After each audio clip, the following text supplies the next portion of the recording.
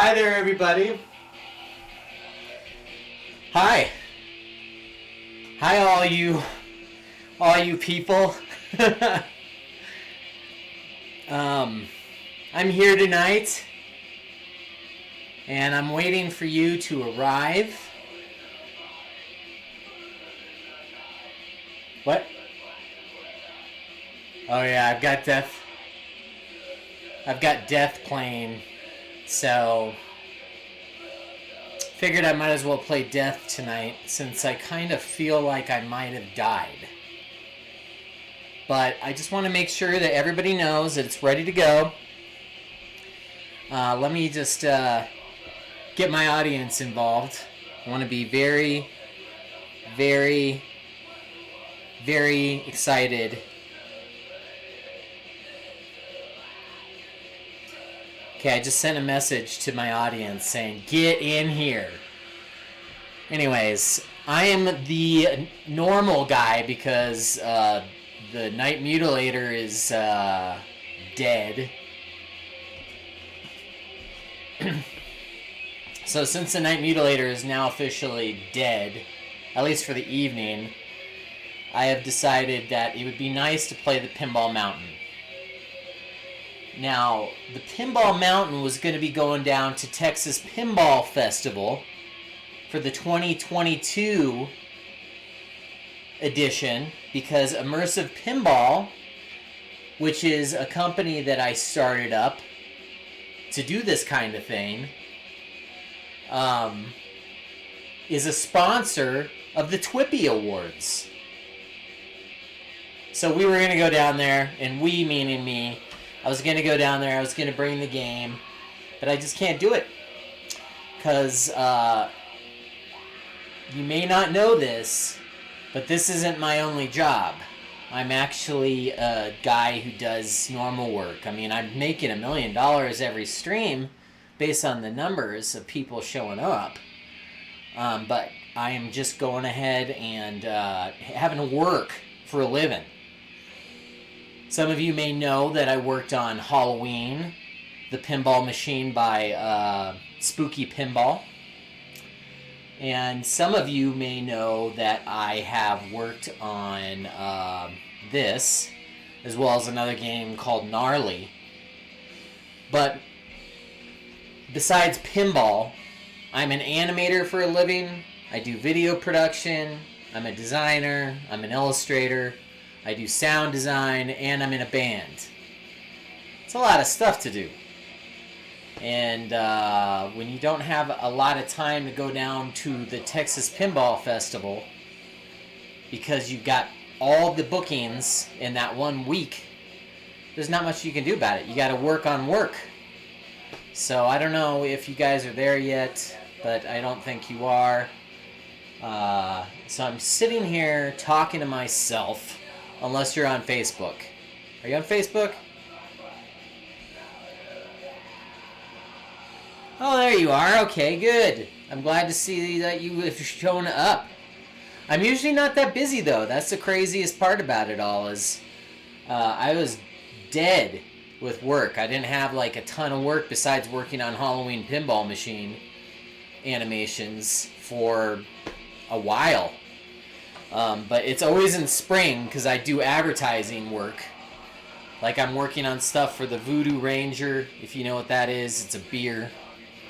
I'm doing a couple animations for that. I did some animations for AAA. And I have so many different clients that all hit me up this last week. I was so ready to go to the Texas Pinball Festival and be like, hey, I'm the immersive pinball guy. Hi. But it just didn't work out that way. Sometimes it just doesn't work out that way. I wish them all the best, and I hope that they have a great show, which I'm sure they will. And I'm sure Spooky Pinball will have a great outing as well, because they're going to be down there. And I wanted to say hi to them because I barely ever even see them. I only talk to them via text message and through emails for the most part. So it would have been nice to see them again, but whatever. yeah, I'm glad things are kicking off because I was just about ready to sell all my games. I was ready to sell off so much stuff. I was considering moving out of Denver. Um, it was getting a little stressful for a second there. And I was a little worried once this war stuff happened that might detract from getting work as well. But somehow, once that happened, I had like so much work coming in. It was crazy.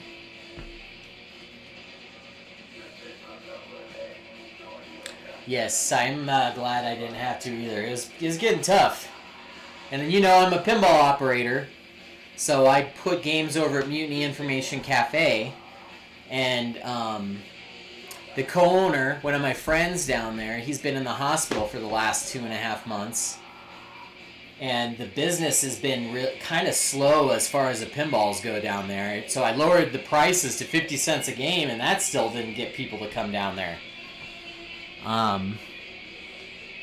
Chris? No. Chris is over at Vision. I don't do Vision anymore. Hi, nice shirt. You're right. We have the guy who made this shirt as well as the room that it represents here right now.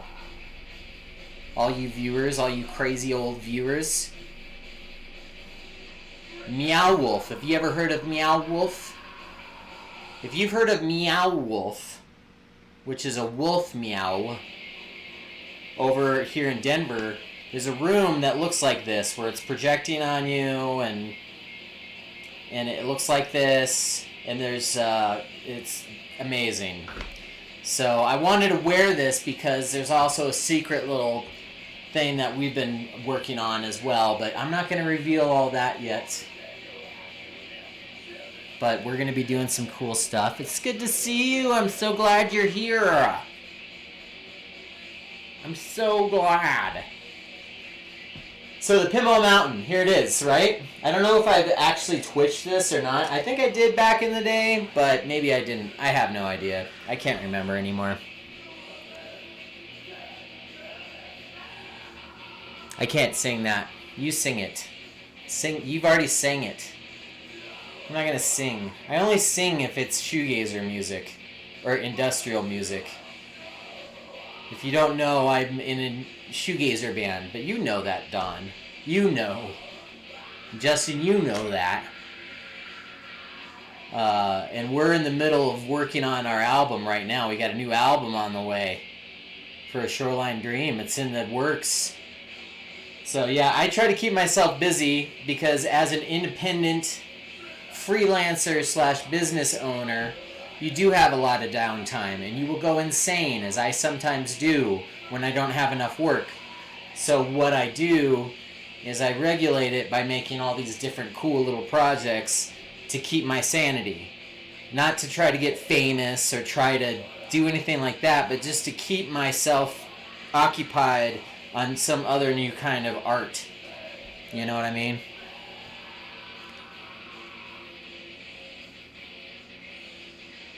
I know, down at the church when I was a promoter at the church. That's how you got in there, faces under the mirrors.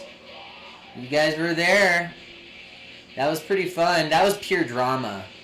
That was my goth band. I had a band after that called A Shoreline Dream.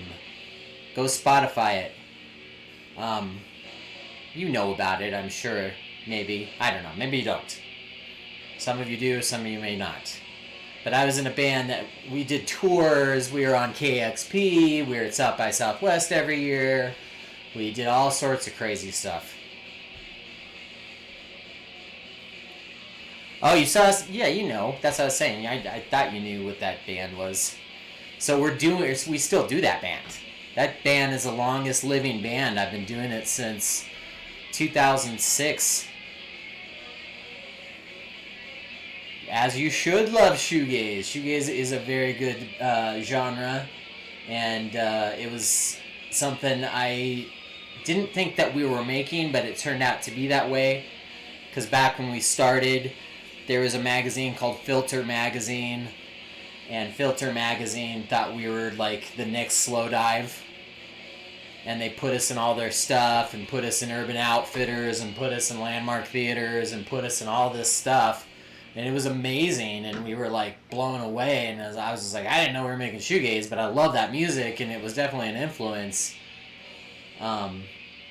But we did wind up getting a pretty good following of people in the shoegazer world. It is nice. It's a nice sound. I like shoegaze, and I like a lot of that community.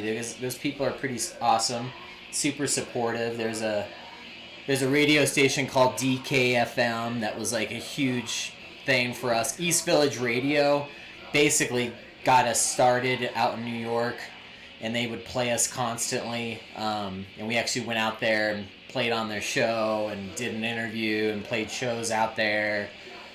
That was amazing. So I've been getting really involved in the music scene again, not playing shows, because I'm definitely not going and doing that right now. I know that everybody thinks they're all gung-ho to go play shows, but not me. So I just want to produce a new album. We did an album in 2020 that came out right as the coronavirus happened. But over the winter, I got way inspired and started making new songs. So we're 8 songs in. And anyways, pinball's always been a hobby of mine, really. It's like fun. Like, I never took it that seriously. Like, I just thought it was a fun thing. Like, I never thought, oh, I'm going to go and work in pinball, and I'm going to do the best. I'm going to be the best freaking game designer in pinball. I'm going to be awesome, and I'm going to do whatever I can to make that my life. It just happened to happen because I loved the game so much that I just had to own as many games as I could, even though I couldn't afford any of them.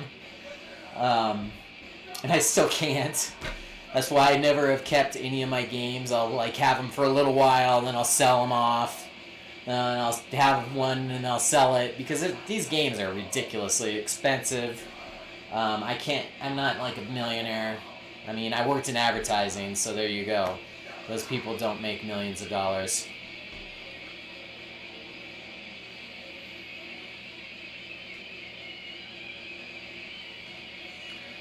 Yeah, Slow Dive, right, yeah. I was never friends with anybody in Slow Dive, but I was friends with Chapter House, if you ever heard of Chapter House. They were one of the first, like, shoegazer bands back in the day, and they're out in England. I met them through Ulrich Schnaus. Yeah, we played the last show that Chapter House ever had out in San Francisco to like this sold out crowd. It was one of the best moments in my whole music career, and even if I never had a huge hit song, that was like the moment that I'll never forget.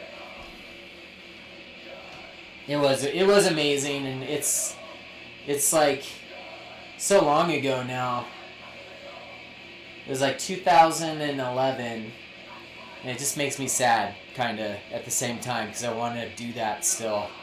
But just haven't been able to do touring. We are just recording. So anyways, let's get back to pinball here, because this is all about pinball. Pinball's cool. Pinball is made up of a ball that hits pins, but there's no pins in these games anymore, so they should rename it. Because pinball came out like in the freaking early 1900s there, and you would hit the ball, and you had no flippers, and it would just hit pins and just come down and just drain, and you're like, oh, that was fun. Well, they need to rename this, because there's no pins. Like, there is a ball, but there is no pins. There will be new incarnations of the music. You are right. That's why I'm working on it. I just wish that, I don't know. I have some sad stuff with music industry stuff. So has been getting to me a little bit. So I just want to do music and have fun with it and do the best I can with the music that we make.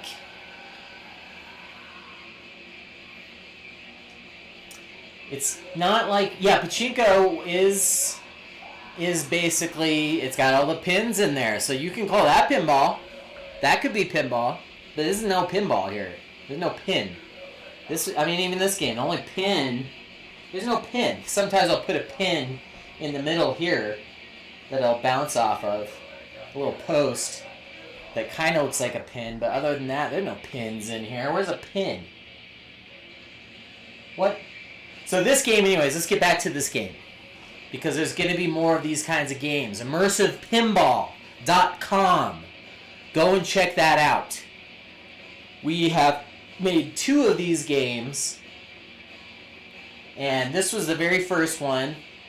And I've explained it before, but this was started as a video game. I made a video game called the Pinball Mountain, and then I had this wild hair to retheme a game and do exactly what I want to do, is add a death metal logo to a pinball machine, and I did that. Here it is. This is a death metal logo here. There's one on the back, on the back glass here, and it was a process to make this game. It was a very big process, but I had the support of a really awesome guy named David Moak, who gave me the budget to make this game and gave me the way to integrate this into a live immersive experience gallery that happened in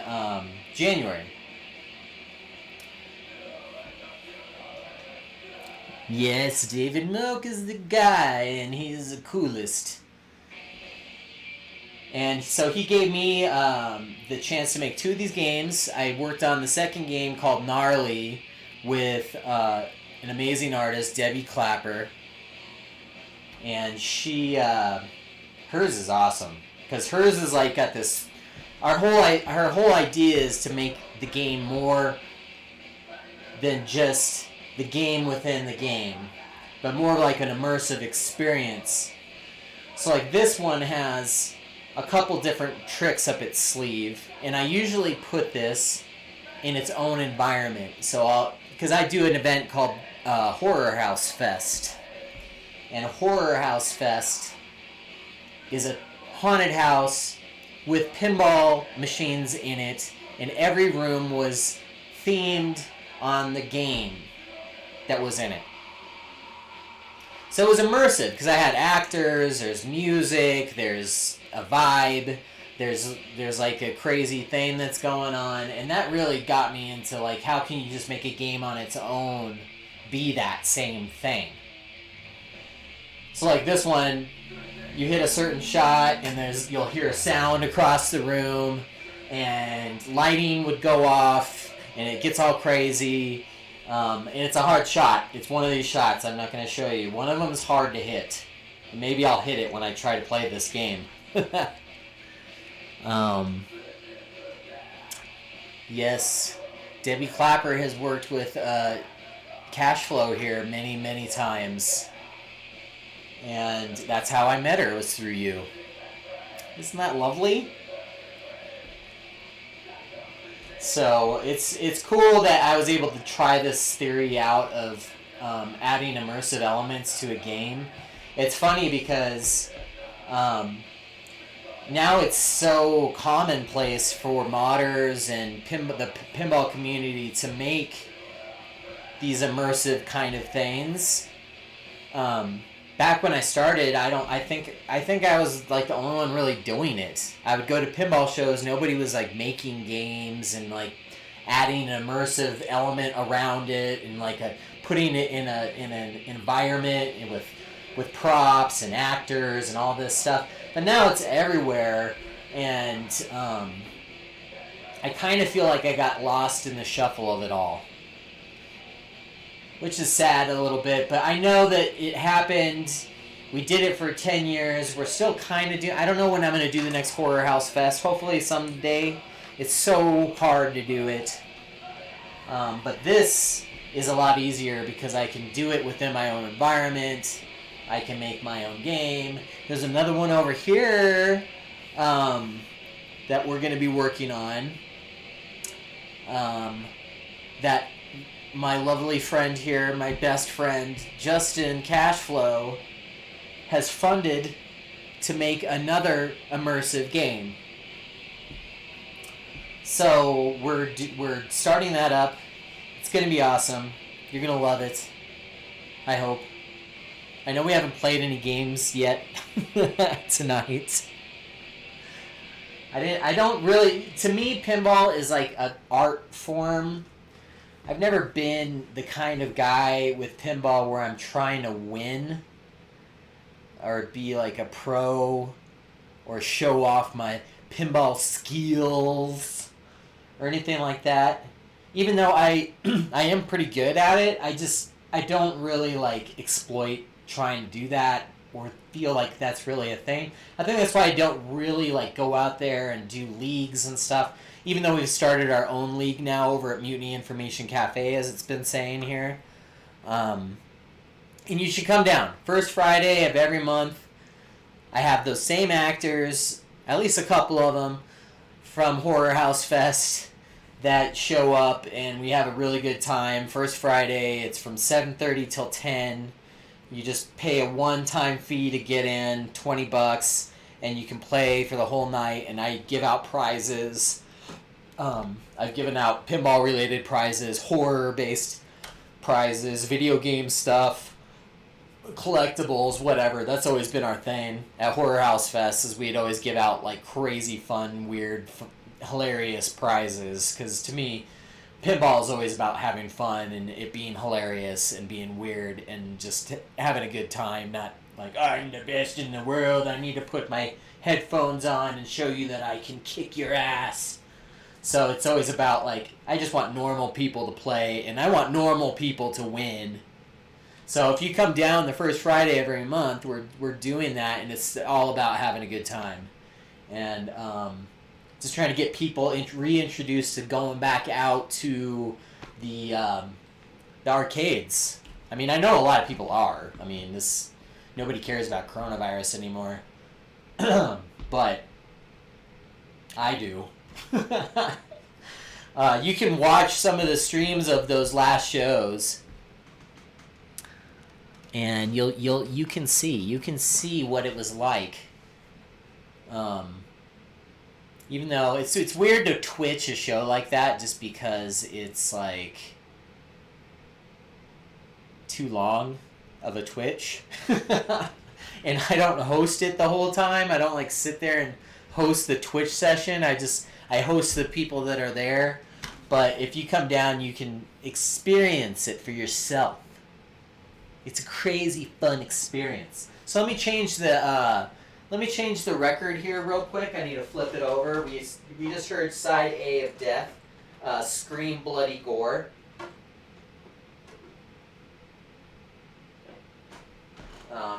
Just in case you're wondering what we've been listening to. I don't know if this is... Oh, there goes that arm.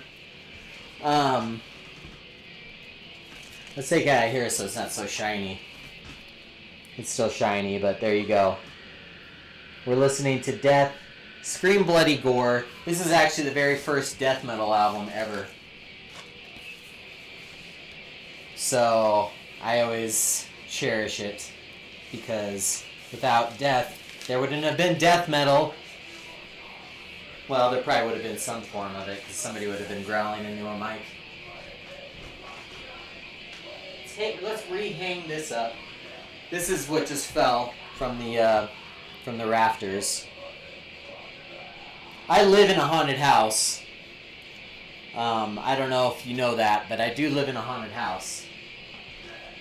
Proudly. Let's see if I can hang it up. If I can't, whatever. I think I can. I think I can. I think I can. I can't. Whatever. Arm is fallen. It's fine. Okay, so let's play this game. I'll show you what this is. That was my arm before I had the new one installed. So I had like an old arm taken off, and I hung it up, and now I have my new arm now. So that's good. So anyways, if you press a... Let's see, I think I need to add some credits. Let's do that.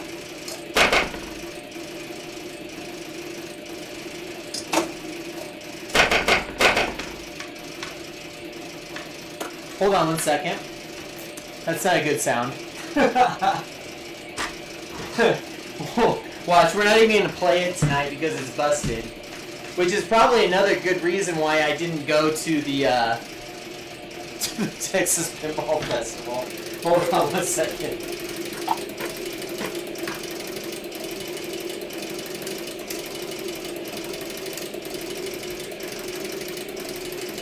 I knew this would happen. It was just working. And now it's not.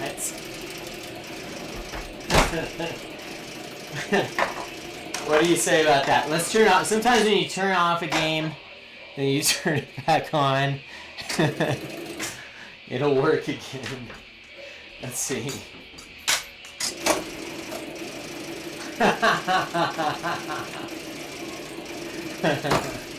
That's hilarious. So let's I know what this problem is, but I'm not gonna be able to fix it right now.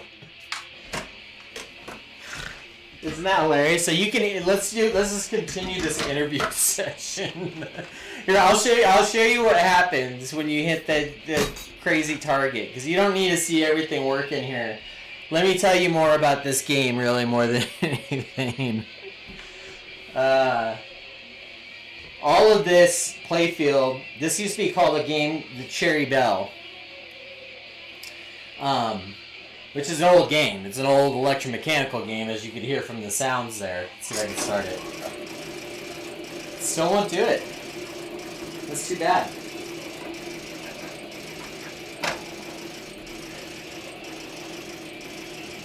Anyways, I'm not going to try. I was going to try one last time, but now I'm not going to. So now I'm glad I'm not going to Texas Pinball Festival. Because I had to fix that. But anyways, so this game used to be Cherry Bell. The playfield art was pretty cool for its time. It had like... but it was all sexist. It was like super sexist and like... I don't know. I mean, I like the art style, but I wasn't afraid of redoing this game just because I thought it was just like a little bit, I don't know, a little bit weird. So this was a great game to sand off the playfield art and hand paint it. So this is a combination of airbrush and paint pen and paint to achieve this with a clear coat at the end. So the clear coat to seal it all in, seal the deal. I wanted to give it this Colorado kind of vibe since I was doing an event here in Colorado, and also because Mount Evans, which I have back here, is like my favorite place, even though they're going to rename it. Why is the clear coat important? Well, the clear coat, without that, the art would be destroyed. For one, it wouldn't look shiny, and it wouldn't have like that finished look. If you don't put the clear coat on there, it's just going to look like you didn't finish it. My goal with this game was to make it look like it was a commercially made game, so when people walked up to it and played it, they would be like, I don't remember this game. When did this come out, you know? What is this? And a lot of people have done that, and that is the biggest compliment I could get, was that when people would come up and go, oh my gosh, I've never seen this game, like, what is this? And when did this come out? And then I knew I did my job. Thanks, I appreciate it. Because it was a lot of work. I mean, to do that is not easy, even though there's people now doing, like, they're building games from scratch. Like, they're doing the whole thing. It takes them like a year or 2 years to get it done. Even to just re-theme a game, put your own art on it, and it's not easy, and it's not cheap.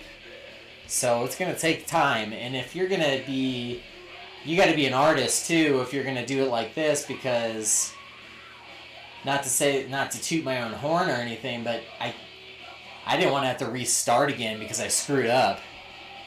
So this was like a one and done. So hold on, let me show you something.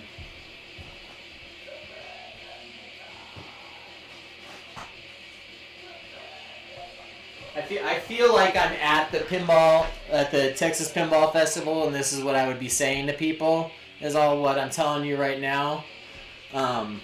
But see, like, I made a blueprint of what I wanted to do. I just hand drew that, made a little template, and then I just went for it and painted it on there and got it done. And thankfully I didn't screw up. There's a lot of taping off sections of it so I could spray off of like this whole mountain part, tape it off, spray that, and then tape it off, do this up here, tape this off, each one of these little sections up there, just to do all the sun flare kind of vibe that I did there. And then doing the up top, there's a Aurora Borealis kind of look there with the alien, the UFOs up top. And then I had to recut all the plastics here and do art on those as well. Which, that's the one thing I wanted to point out, is that I did these with the intention of making my own plastics that are three-dimensional next. So like some games you'll see some like three-dimensional like plastics in there. I want to make these like rolling hills. You know, this is a cave, so I want to have like this coming up a little bit in here, so it has like that three-dimensional look. But I'm waiting for a vacuum former that I have ordered to do that. And now with this, like, you know, supply chain being screwed up, it's been delayed for like a year to get that machine. But eventually, like, I want these rocks to have dimension to them and have like grass and all this stuff like kind of popping up at the player. So there's some like gold here, gold nuggets. Have those gold nuggets in there. It's a lot of work. Anybody who does pinball machine stuff knows that it's a lot of craftsmanship, and you usually have a ton of people working on different parts of a game to do it, just because it's so hard. So if you're trying to take it on all yourself, doing the art, doing all the plastics, and doing all the mechanics, and figuring out that everything, how to make it look, it's a lot to take on. So it dominated most of my schedule.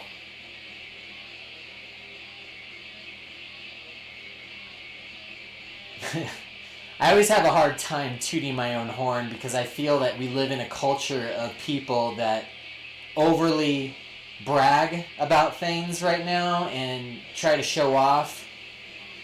And I just never been that way. I just want to do stuff that's fun. I don't really think of it as like I'm trying to make myself look like I'm better than somebody else for any reason, because I'm not. We're all human. But I just hope that we can take this concept of what we're doing here with the Pinball Mountain and build upon it like some people have. And that's, I mean, I always wanted to put fog in a machine. There's a steampunk machine that came out this last year that's just got fog and all this stuff going on. It's ridiculous. There's this like new Mickey Mouse machine that has like these steam pipes coming out of the top of it. There's some people that have some serious dough that have been starting to make games. And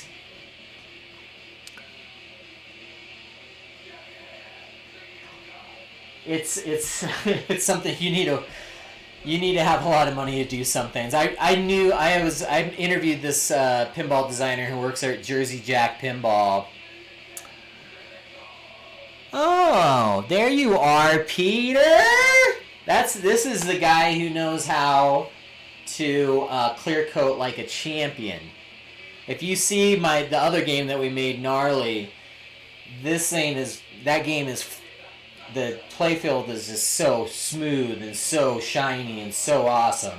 And we weren't even really done yet, but we had to be done because it was going out to the arcade. But this one has kind of like a lighter coat of clear coat on it. But I also had to like take these inserts out. That's what these are. So there's old inserts. I put some different inserts in there to make it cool. I'm not going to play this game tonight because I tried to play it and it's busted, of course. And now I have to go and figure out the one issue that I am pretty sure I know is going on. But I do want to show you some things about this game. You know about them. Some of you do, some of you don't. Yeah, we need to finish it. There's one little flaw that happened here. So when it was out on location, the flipper came up a little bit. It wasn't sitting right, and after time, it kind of scratched a little bit of my art off right there, which I know I can clean it and fix it. It's not that bad. But anyway, so let's say you have this ball, and the flipper actually flips it, right? The flipper flips it up into these little areas and then kicks it out. See, it works. It's kicking out the ball, right? Look at that. It's working. I don't know why it's not resetting, but I wish it was, because I would love to show you a gameplay. But anyways, it doesn't matter. I'm really just showing this game off as like a presenter of my game. So if you hit it up here,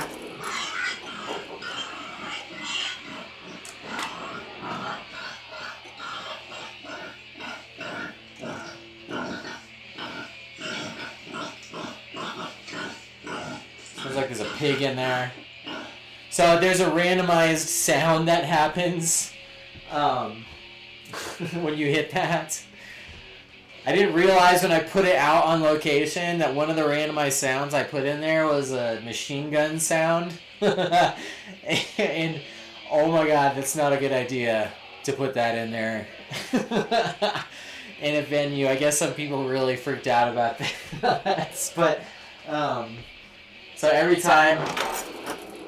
Oh, see, that time I didn't do it. I had to... Instead of going into this machine and trying to figure out how to get the triggers to actually function and pull off some gimmicks, we just added our own opto sensors in there. So it's really just one opto sensor in this one, which is right up there.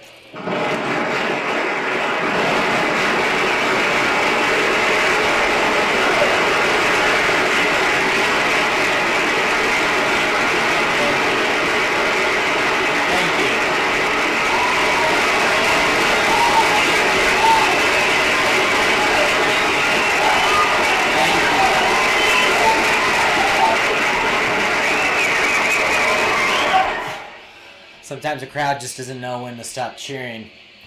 It was just kind of funny because that shot is really actually very difficult to hit. Like if you can hit that shot, it's pretty amazing. So it rarely would ever happen. So when it did, people go crazy. And like you see those lights up there, I made the paint up top UV reactive for that very purpose. But when those lights go off, it actually triggers lighting in the room as well. So it's not just triggering the lighting in the game. It's wired up to trigger lights in the room, make it a full-on experience. Let's see if it does again. Just a bird, I guess.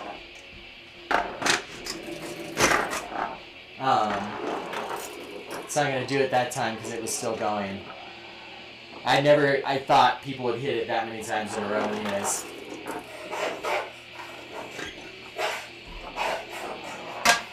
There's a dog in there, I guess. That was always something I thought, like, I was always like, why have they never used UV ink in the machine that's reactive with the black light? But then, of course, Stranger Things came out, and that has it. That's the only game I know, besides this, that has that idea of UV reactive ink. And to go back to what the Gnarly game is, which is the other game that we made, that game was built all with UV reactive ink. Everything is UV reactive, but we built it in a way that when you put 3D glasses on, and you look at the machine, it is like deep in layers. Like there's layers and layers of color, and it's mind-blowing. I can't explain it. You can kind of see it in the video that we made for this. If you're going to be at Texas Pinball Festival, I think they're going to be playing this commercial that I made during the festival. They might be playing it right now during some programming that they're doing. The Twippy Awards, This Week in Pinball. They, in that video you can kind of see it because I put the camera lens through the 3D glasses and you can see the layers. It blew me away when we were finished with it, and after Debbie got it done, I was just like, oh my god, that's just the coolest thing ever. I cannot believe nobody's done that. And it really triggered me to want to do this immersive pinball even more. And now that we have another concept in the works, I think that the idea of this immersive pinball is really going to kind of take hold and be something pretty awesome. And I hope that some other people in the industry see it, because I just want to see, I want them to see this idea that has been brought about, because it's cool. It's cool. This is really loose. I just noticed. Pinball machine. If you ever have a pinball machine, or you do have a pinball machine, you are going to notice that there's always something broken in every single game. It's never 100%. If you have a game that's working 100%, that's definitely living in some magical dream. But yeah, so this game's awesome. I'm super proud of it. It was a huge deal to make, and I really wish it was going down to the Texas Pinball Festival. Which is happening next week.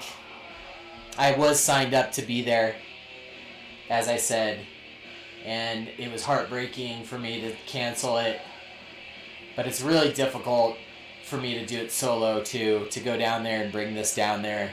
So I hope people can see this video and see what I've made. I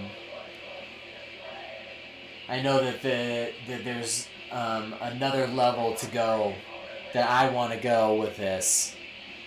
But being the first game that was put together, it's super cool, and it brought together a lot of cool elements, and it was awesome to see that this last year, after we got a story on This Week in Pinball for this, right after that, I just see there was so many homebrew games coming out. It was just amazing. I'm like, oh my god, this is huge community of this now.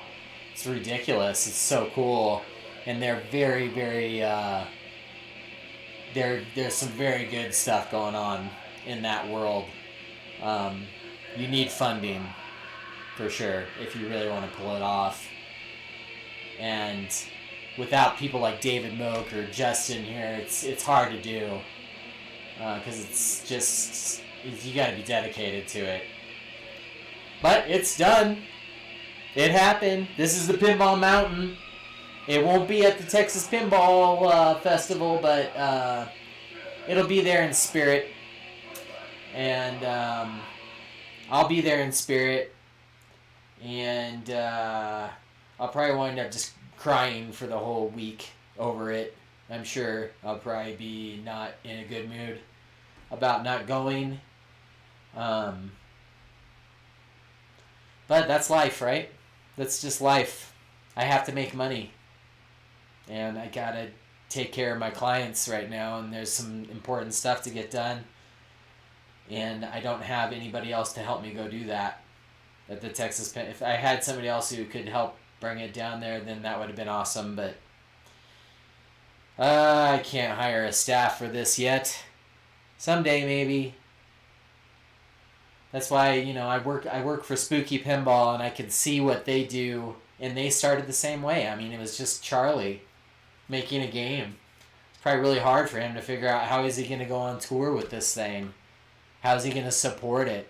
How is he going to get people to help him do it? That's why it's a family-run business, because it's not, you don't make a ton of money doing it, and it's all passion of just these games, really, more than anything.